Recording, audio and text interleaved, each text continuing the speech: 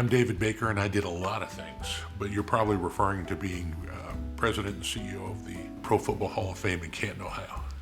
When I was there, I'm retired now, obviously, but when I was there, I oversaw the process.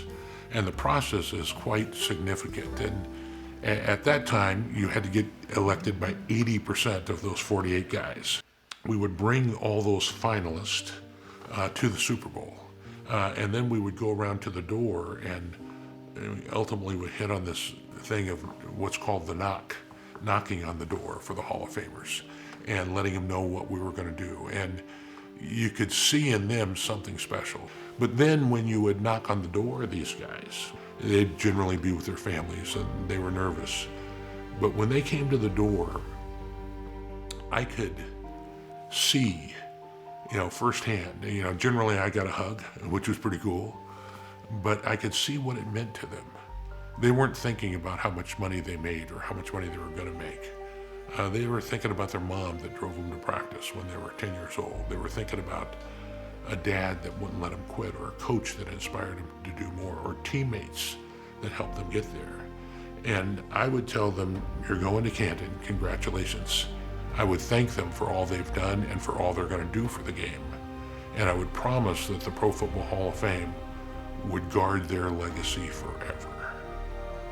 And there have been 330 million young men and now women that have played the great game of football. There's only 5 million that have played it in college. There's only 29,000 who've ever been paid to play it, coach it, or officiate it in the National Football League. And today, right now, there's only 371 who have a bronze bust. Everybody knows that the Hall of Famers get 3 iconic symbols. They get the gold jacket the night before they give their presentation. They unveil a bronze bust that I'm told will last for 40,000 years. But then they get a ring in their stadium in front of their fans in the fall. The Hall of Fame is charged with the responsibility of being the guardian of the game. And the mission statement, which I kind of was a principal author of, but it says that the mission of the Pro Football Hall of Fame is to honor the heroes of the game, to preserve its history, to promote its values, and to celebrate excellence everywhere. So you kind of surrender to all these team roles to, hey, I'm going to be helping my buddy, it's all going to be about us, it's not going to be about me. And then you learn that life is not lived alone, that's living with other people. And the greatest team that anyone is ever going to play on isn't the New England Patriots or the Kansas City Chiefs. The greatest team that you're ever going to play on is going to be your family. The family you come from and the family you make yourself. From being and serving the greatest in our game, what those guys miss the most isn't the money and isn't the fame, it's the love that they found in that locker room from other guys who would give their soul for them and they would give their soul back to them. And they learned to be a team. They learned to sacrifice. They learned to be a part of something that's bigger than them. And they wanted to do something that made a difference. And they learned to care about somebody else more than themselves. There was a lot that I learned about at the Hall about that. That you could use football as a vehicle to get to other people who mattered even more. I think I'm a lot more grateful as I get older. I'm grateful. It was a wonderful job. It is the second greatest job in the world. My favorite now is being a grandpa, where every Saturday and Sunday morning I will knock on the door of 2 sets of grandkids on Saturday and 2 sets of grandkids on Sunday, and I will deliver donuts. And that's in a job that I don't want to give up to anybody else.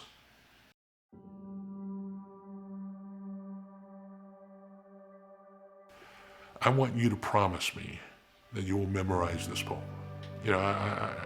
My mom and dad could not read or write.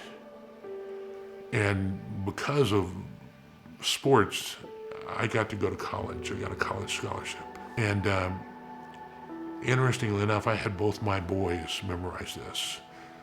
When Sam was at USC, there were days that were tough, and he'd quote parts of this poem.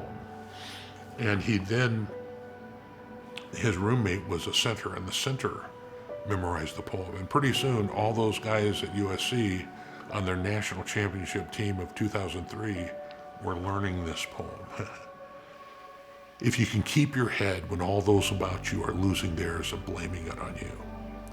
If you can trust in yourself when all men doubt you, but make allowance for their doubting too. If you can wait and not be tired by waiting, or being hated, don't give way to hating, or being lied about, don't deal in lies, and yet not look too good nor talk too wise. If you can dream but not make dreams your master, if you can think but not make thought your aim, if you can meet both triumph and disaster and treat those two impostors just the same, if you can bear to hear the truth you've spoken be twisted by knaves to make a trap for fools, and then watch the things you've given your life to be broken, and stoop and build them up again with worn out tools. If you can make one heap of all your winnings and risk it on one round of pitch and toss, and then lose, and then start again at the beginning, and never breathe a word about your loss. If you can force your heart and nerve and sinew to serve you long after they are gone, and so hold on when there is nothing in you except the will which says, hold on. If you can talk with crowds and keep your virtue, or walk with kings and not lose the common touch. If neither foe nor loving friend can hurt you, and if all men matter to you, but none too much, and if you can fill the unforgiving moment with 60 seconds worth of distance run, then yours is the world and all that's in it. And what is more, you'll be a man, my son.